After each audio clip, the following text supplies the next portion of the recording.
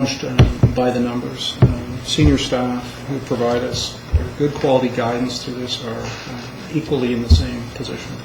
I would love to at least have 1 year before I get out of this business to be able to add something to the system. I don't know if that's going to happen. Perhaps I've been a bad luck charm for that, but I think that would be it. So I just need to impress upon folks that that from all the people at this table and the many people behind the table who are supporting the work, none of this comes particularly easy. Trustee Bowles.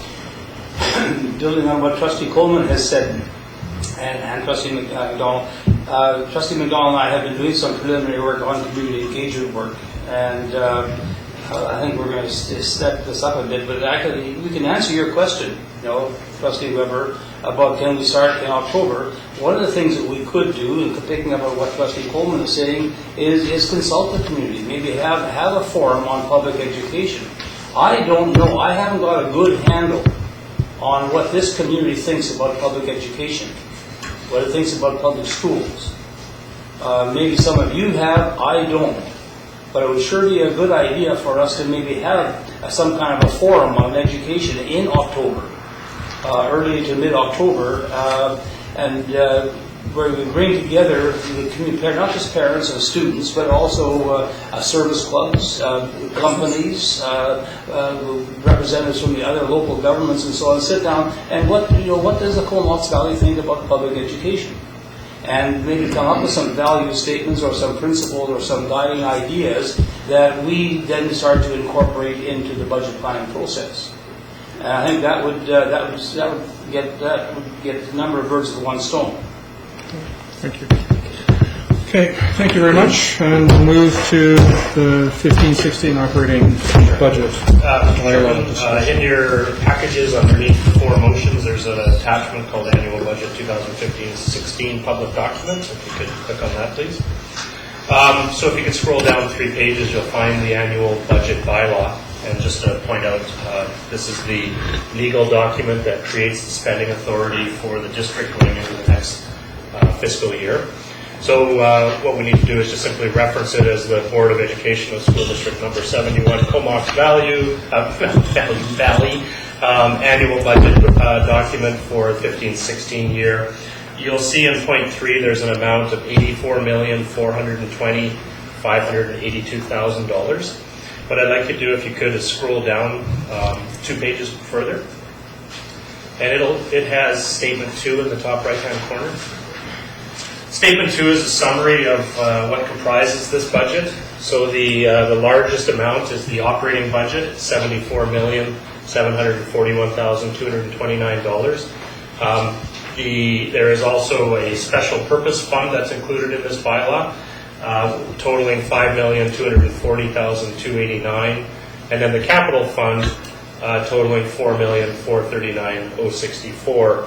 So those 3 amounts add up to the $84,420,582 that's in the budget document. It was not my intention to go through this document in great detail. We've had many working sessions with the board as well as the community consultations, and an annotated version of this document had been sent out to the board explaining any numbers. So I'm more than happy to answer any questions trustees may have, Mr. Chairman, but I was thinking that probably is, given the consultation we've had, sufficient explanation. Thank you. So, before considering the recommendations, you're going to move the recommendations? I move that School District number 71 Comox Valley 2015-16 Annual Budget Bylaw in the amount of $84,420,582 receive its first reading. The seconder, Trustee Coleman. Any discussion? Hearing none. All those in favor? Opposed? And that carries. I move that School District number 71 Comox Valley 2015-16 Annual Budget Bylaw in the amount of $84,420,582 receive its second reading. The seconder, Trustee Coleman. Thank you. Discussion? Seeing, hearing none. All those in favor? Opposed? And that carries. And I move that the board unanimously agree to suspend the requirements of the School Act and the Board Procedural Bylaw 2013 to have the third reading of the 2015-16 annual budget bylaw at a subsequent meeting. Okay, and just for clarity, this is the suspension of the bylaw. This is not the vote on the budget, and it needs to pass unanimous should we want to proceed with a third and final reading. So all those in favor? And that's carried unanimously. Thank you. And finally? I move that School District Number 71, Comox Valley, 2015-16 annual budget bylaw on the amount of $84,420,582 receive its third and final reading. A seconder? Trustee Coleman, thank you. All those in favor? Opposed? Carried. Thank you. Thank you, Mr. Treasurer. Thank you. We'll move to board business, procedural bylaw. Briefing note on material, pages 42 to 51. Trustee Caton. So I'm not going to read it. I'm just going to simply hold the vote. We had a conversation the last 2 meetings. Secretary Treasurer met with those who had some concerns, and I thought we addressed all those issues. If it does not pass tonight, it will come to the next board meeting, and majority will rule.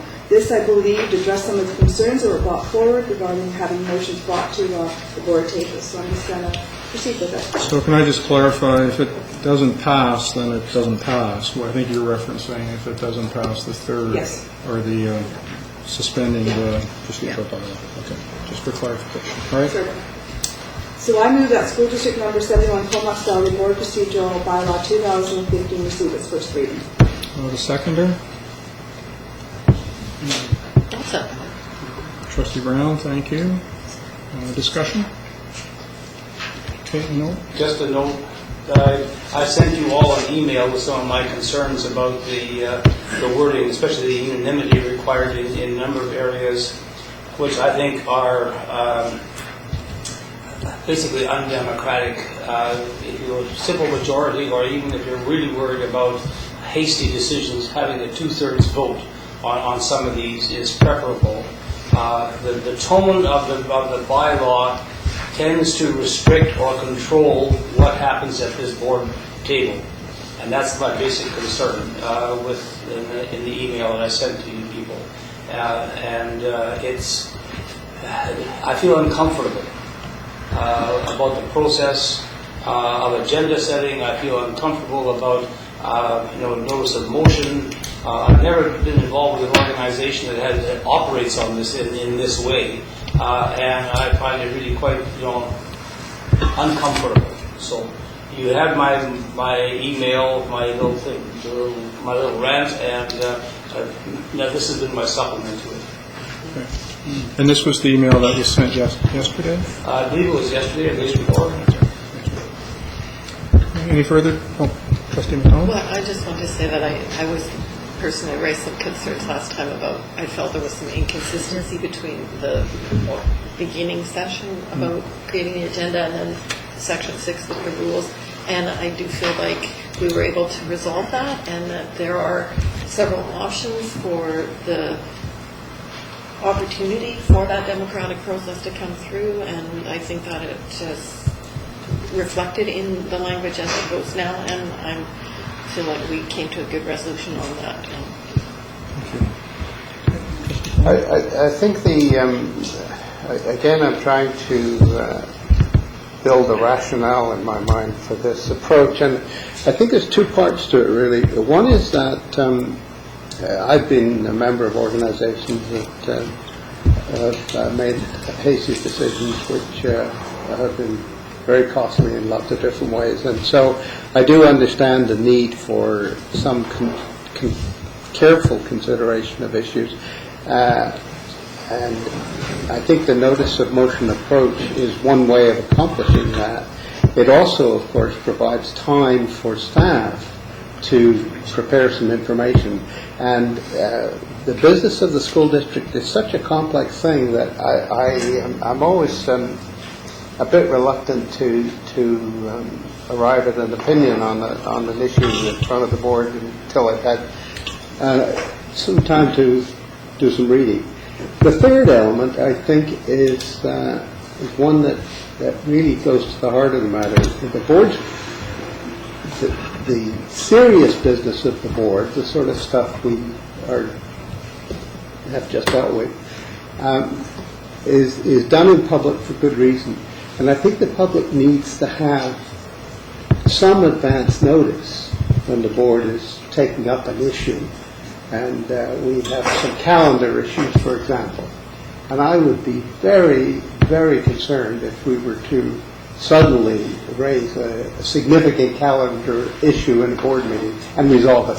Because people in parents and others with serious concern would not have any notice that was going to happen. So I think there are three very good reasons for having a notice of motion approach for a public body.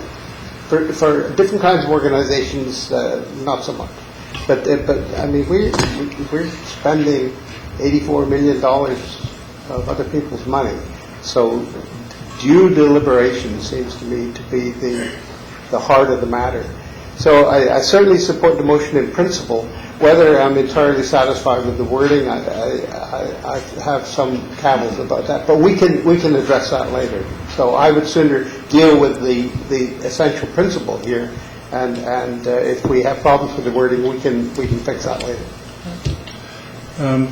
Just before you guys go again, yeah, I was just going to say or ask basically the question, Chairman. Do we have an opportunity, once we pass this, to do anything with the wording, or is this carved in stone? It's not carved in stone procedurally. Yeah. Hypothetically, if it passes, anyone that is on the supportive side can bring it back within a 12-month time period. Otherwise, it falls outside of that. Just before I go background, my interest in a notice of motion process is in part to mitigate a last-minute idea that ties the board's hand, but it also is to mitigate a good idea being wasted, because a hurried decision as often leaves a good idea at the roadside as opposed to one that might not be the greatest idea. And it allows for the due diligence and the time for people to do their homework, and for us to be arguably more accountable than we would be in the moment.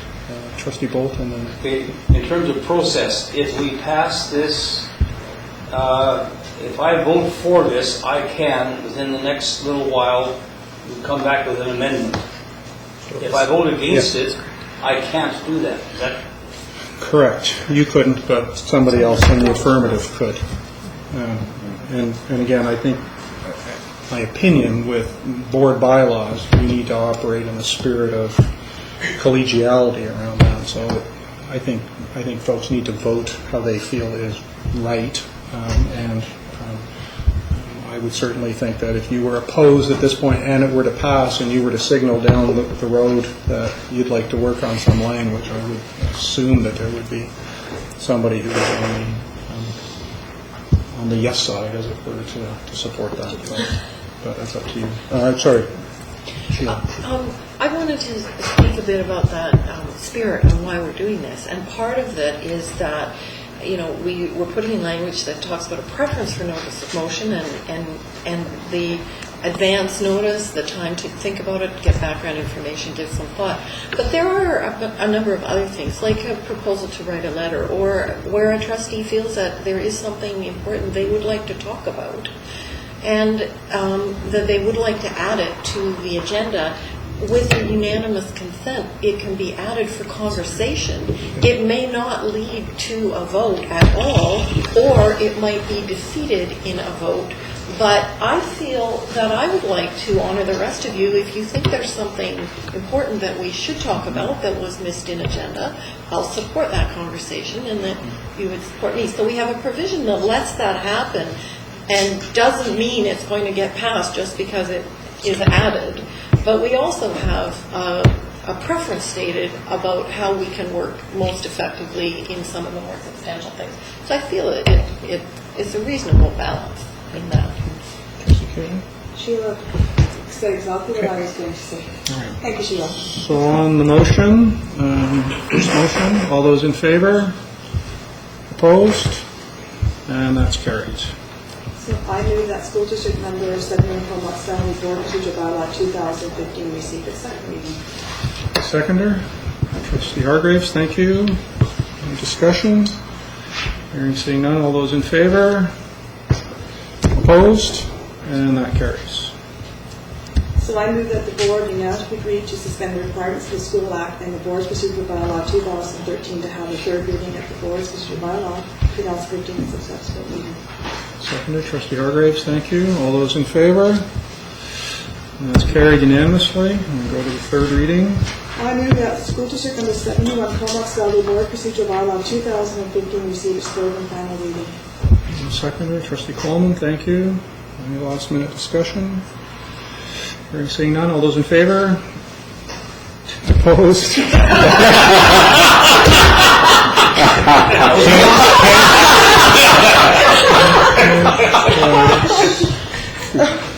So this will need to be reviewed by the office officials in Toronto. Okay, and that's carried. Thank you. We'll move on to item 2, District Student Council.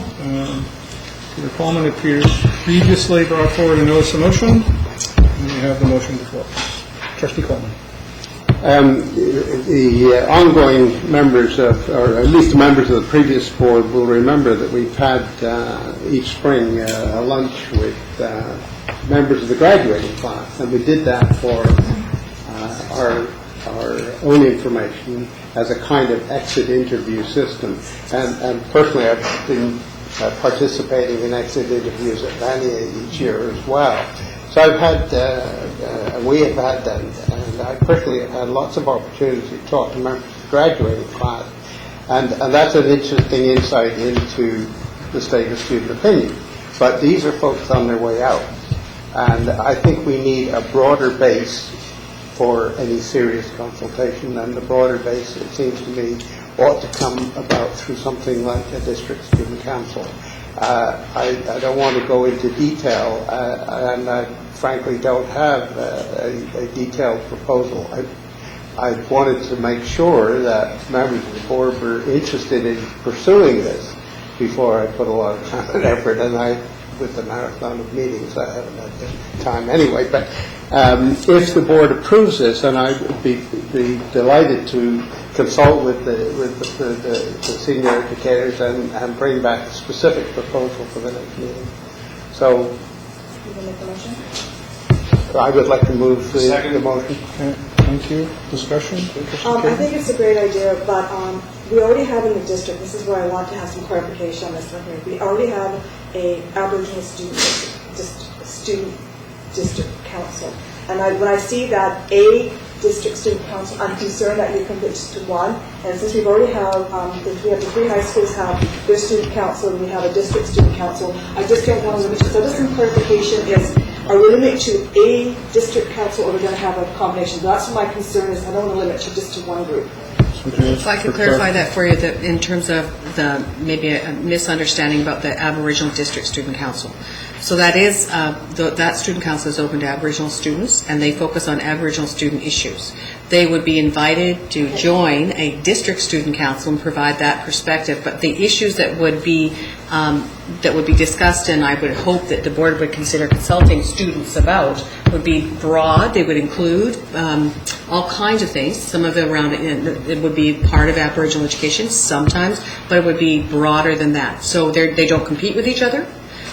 They in fact probably complement each other, but on my understanding of the vision that this board and a previous board had talked about, it would be a representation of all students with all kinds of interests, all kinds of abilities, all kinds of opinions. It wouldn't be the normal student council elected president, vice president. You're talking about a representative council. I'd rather actually change the wording, and I'd help you with what you would actually call it. But my understanding is that you'd like to hear from all kinds of kids about all kinds of things, from their personal positions, and perhaps on some issues, ask them to go out and gather some information for you from their peers. Not necessarily because they were elected as the president or the vice president, because they are who they are. So we certainly can provide, right, and we can certainly provide you with that. Trustee Bolt. it's always amazed me in our society that we exclude young people from decision-making processes from womb till about 18 years of age, and then suddenly, magically, when they're 18 years of age, they are mature politically and democratically and can go there and mark an X. And then we shake our heads and wonder, well, how come those kids in their late teens and early 20s aren't voting in our elections? It's because they have been excluded for 18 years. And I support this motion, and I think Trustee Coleman has made the point that the devil is in the details, and he'll work on some of the details. And some of the discussion that has taken place here will be part of that kind of a detailed discussion. But for goodness sakes, let's support this motion and get this thing going so that maybe by next fall we can start meeting with the students in the schools and see how this is going to work out. I think it's going to be critical that we consult with them. We don't just give them a piece of paper and say, here's your constitution, and this is how you guys are going to do it, and so on. We sit down with them and say, do you want to do this? And if you want to do this, what might it look like? And then when we have consulted with the kids and the students, then we come back here and say, this is the result of our consultation and our process and engaging the students in the details of what that student council would look like. Thank you. Trustee McDonald? Yeah, I agree. I think that's a very good idea, but I think I'm on the wavelength with our superintendent about it looking and feeling quite different, that I go to the place where that we're not looking at a student council from 1972, when actually the school I was at, we pretty well went on strike and destroyed our student council. I'm so surprised. Yes. Anyway,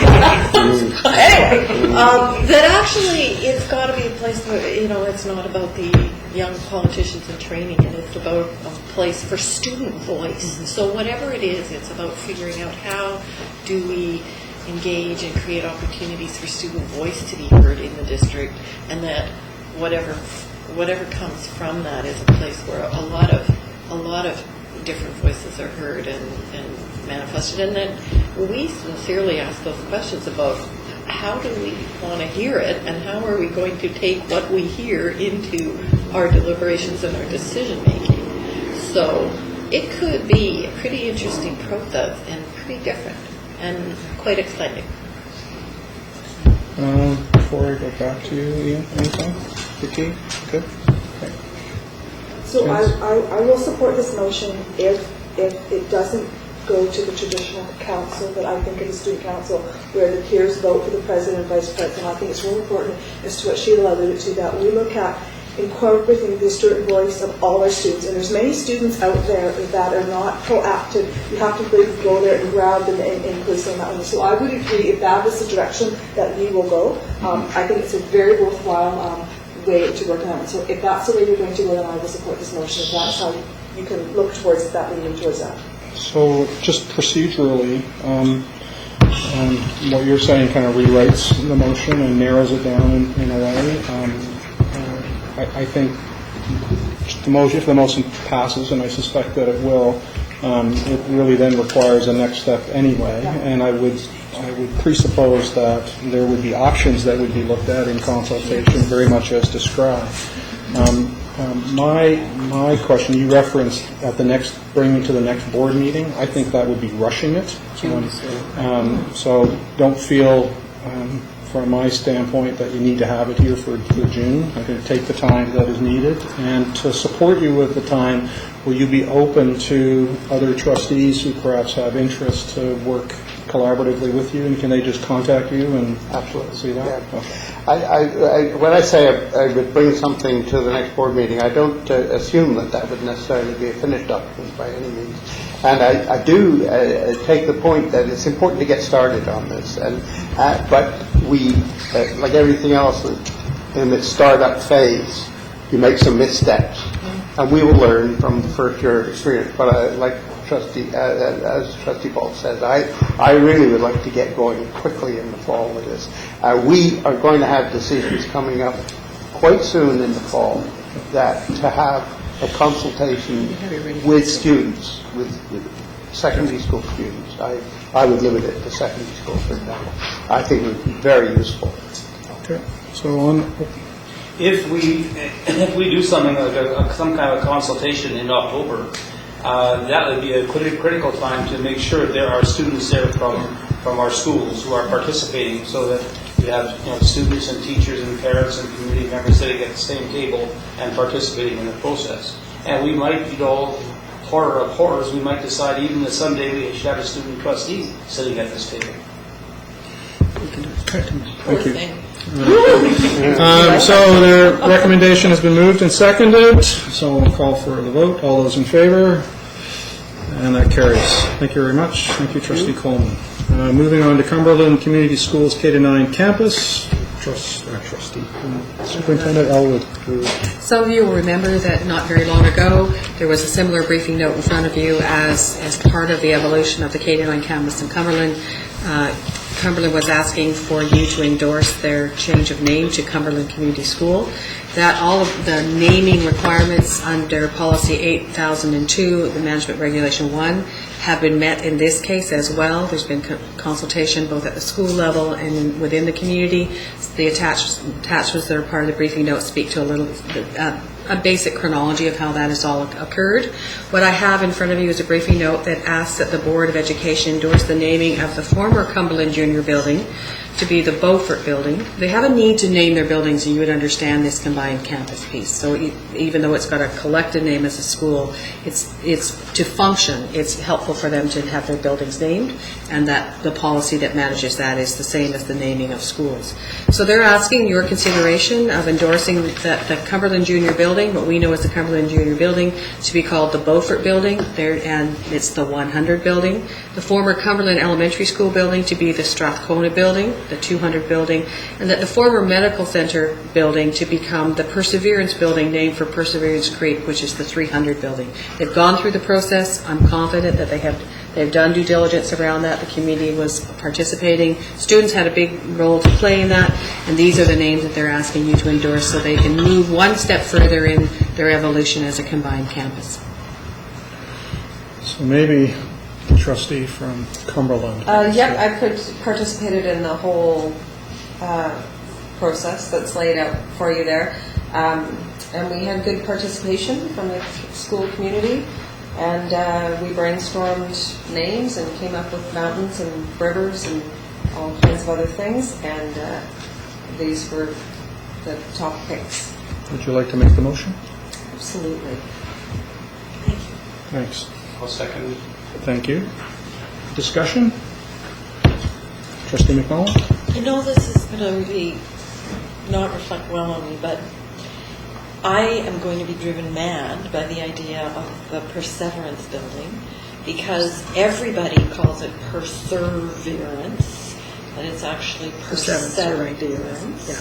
And I am going to hear that R every time, and I'm afraid it will drive me crazy. It's like two S's in busing. So Yeah, you're right. it is a bit of a losing battle, probably. Yeah, it is. It is Perseverance. It is Perseverance, you're right, it is. Thank But you, Trustee there we McDonnell. are. Yes, thank you. You sit on the board long enough that you learn to enjoy losing. I was trying to, almost do. I would support this, but it would be kind of neat to persevere and call Yes. the whole thing the Ginger Goodwin campus. That was one of the things they brainstormed. All right. I don't have my glasses on, I Okay, apologize. so on the question, all those in favor? And that's carried. Thank you very much. Just before we move into public question period, I'm going to take a little bit of poetic license as the chair. Trustees at this table, senior staff who are around us, are well-informed partner groups, regularly attend board meetings because, gosh darn it, they have to. There is one among us who doesn't have to, but has for many, many, many, many years come through rain, sleet, or storm, broken ankles, broken knees, whatever the case may be, to hold the board to account in the best interest of public education for this district. And on behalf of this board and certainly previous trustees who sat around this table, just want to acknowledge the dedication that Shelley KU has brought to these meetings. I think it is fair to say that Shelley has not always been a cheerleader of the board, but she's been very much a cheerleader of public education, and that's the requisite and important piece. So as your youngest graduates from the system, it doesn't preclude you not attending in the future, but Lord knows why would you? But certainly in the chance that you don't regularly join us on our monthly meetings, just wanted to acknowledge your participation and contribution as a parent, a vocal and informed and enthusiastic parent. So thank you.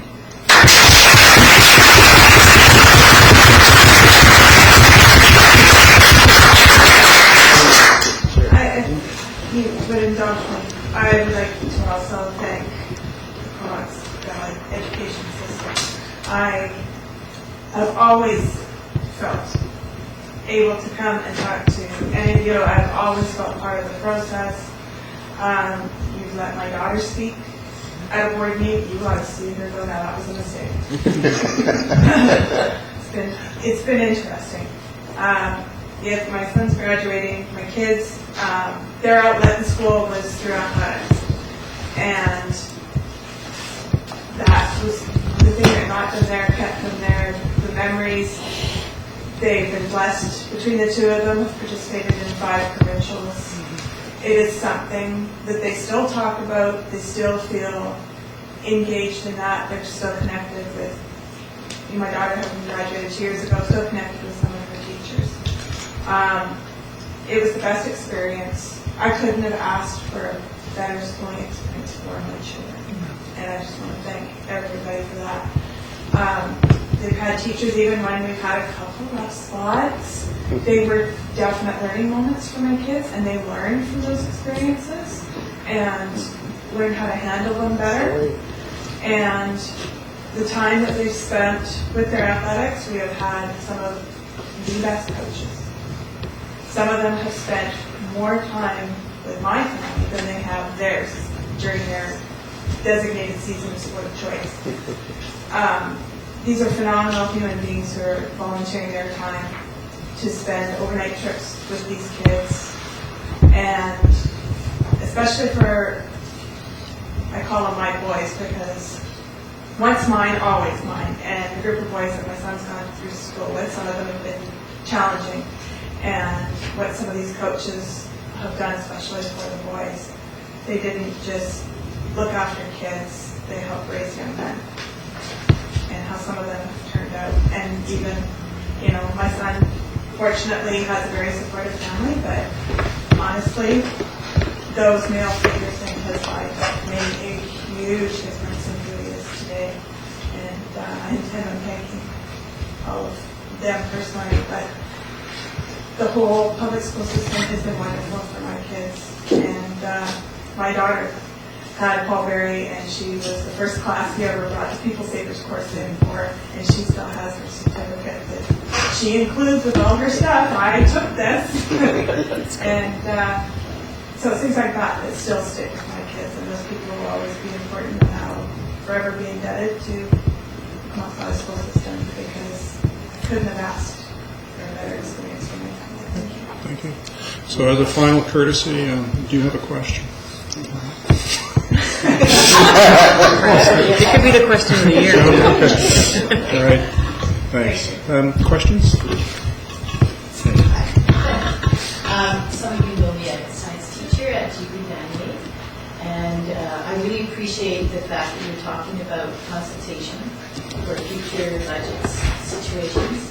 And we really feel as teachers that we need to maybe see the trustees, the superintendent, assistant superintendent talking to teachers and students more in the school, visiting, because we feel that there's a bit of a gap in knowledge about what's happening at the school base.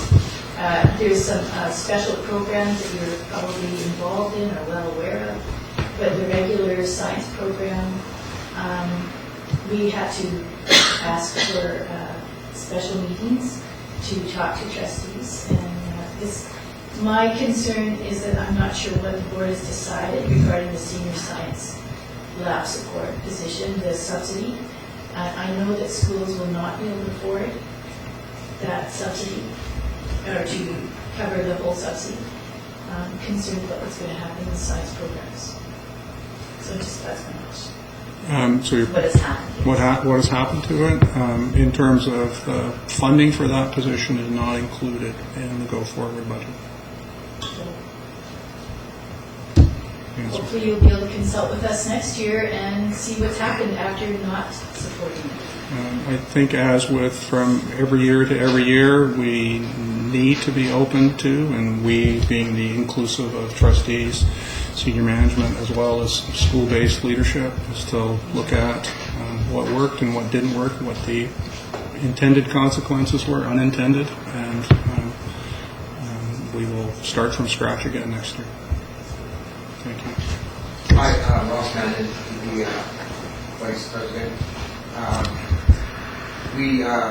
We share in your guys' outrage with the cuts to public education, Bill 11 as well. And we wanted to let you all know that we're spearheading the organization of a rally. And we wanted to invite everybody here to attend. We haven't got a date nailed down, just because we would like to end the rally outside the MLA's office, and we're having a difficult time with the commitment to that. Imagine that. But anyways, we wanted to let you all know that we intend to let our voices be heard and to invite the general public, CDTA, and of course everybody here. Thank you. You'll keep us in the loop in terms of the time and place and so on? Yeah, we're hoping to do this in June, potentially 13th to the 20th on Saturday. Mr. Moore. I just want to, in your, what do you call it, consent agenda, I wanted to thank you for the political advocacy of the letters to the NLA and the letters to the government ministers and joint letter. So thank you for signing that and for putting that forward, and just to encourage you to keep the political advocacy going. And I actually see community engagement through, well, I don't have a question, I'm sorry. Okay. Thank you. Yeah, I see the consultation or whatever we want to call it of like finding out what the priorities are, finding out what the public thinks of public education. That I see that as political work. That's informing the public about. They're going to learn about what's going on, so because we're going to have to figure that out. So glad to hear that we're going in that direction, and you've got willing partners. And you're right, there was no question. I hope you had it. It's all right. That's all right. Thank you. Thank you. Please. Dave Gillis, DPAC Chair. I did hear some of the trustees that were at our meeting last night echoing our concerns about consultation. And my question back to you is just, how do you make that really start happening so that we do see an October true consultation?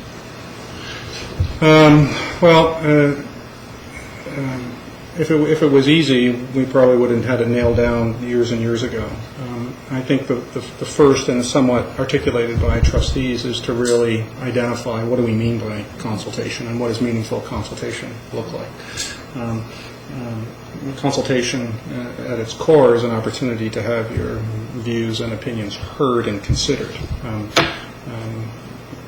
It doesn't necessarily result in your views and opinions winning the day. That's part of the process. So I think as we move forward, the feedback that comes back from DPAC and from other partner groups around, here's what worked well, here's what didn't, here's what might be better, recognizing that we have a finite amount of time within to manage all of this, the board would be very open to that. So as much asking you as it is us directing how things would happen. Any? What I wanted to find out was, with all of the consultations, obviously come committees. The committees that we have sat on, kind of, even though we've had some good discussion and they've happened quickly, they've happened very randomly, there's been cancellations, there's been all sorts of movement. And I'm just hoping that we can all come to some kind of agreement as we move forward, that those committees, a timeline is set, and that we're able to follow those timelines a little bit better. I know that David and I both, not to put anyone down or to, we're volunteers, and everyone else, it's their jobs, and it's a little bit frustrating when we've booked those times and then we get an email saying, sorry, we're doing something else. Or we're changing it to this time, but it's right when we need to be picking kids up. We just want everything to be very black and white. So when we come in October and we start to meet with these committees, that those timelines are set. And I think it's a fair and reasonable request that the commitments made are honored. So all questions? Well, I just want to piggyback on the request about community involvement, and I hope that the board seriously looks at that whole issue. Picking up on Trustee Coleman, the board is spending $84 million of the taxpayers' money. I'm a pensioner, and I think that what's missing in all of the consultation process is a much wider consultation. Because if you look at the principles that are driving the budget, where did those principles come from? I think we need a community that understands that we're in a crisis in public education. It's going to be worse next year, and it's going to be worse than the year after that. Does the public in the Comox Valley really understand that? And at the same time that we've got a declining enrollment, we've got an aging population in the Comox Valley, and that's going to cause pressure. We've got kids coming back from the oil patch with no work, and closing schools in neighborhoods where people have kids. What people with kids are going to move into neighborhoods without schools? So there's a whole range of issues. And I think that the Chamber of Commerce needs to be aware of that, the Real Estate Board needs to be aware of that, the mayor and council need to be involved, the regional district officials need to be involved. Again, not with the idea of making decisions for the elected board, but we need a much wider sense of what the community feels about their schools. After all, they are their schools, and I think with that trust that was mentioned earlier around the table, here we have a situation where we don't trust the ministry to trust the elected boards. Well, the boards are in turn are going to have to reach out to the wider community and trust that people that live in the community have got sensible ideas about how they want their public education system to run. Okay, thank you. I have one comment that's coming to David here, DPAC. We're going to make a commitment to do more consultation. Well, my question would be, what can DPAC do to facilitate that consultation? Either at the DPAC level or at the PAC level, what can you guys do to help encourage and support input from the rest of the parents and it's a rhetorical question. Yeah, and it's a question that we can pursue, and I think it's a question. All right, here, I'll entertain a motion to adjourn. Second, Trustee Coleman, all those in favor, we're adjourned. Thank you very much. See you in June. Can I just say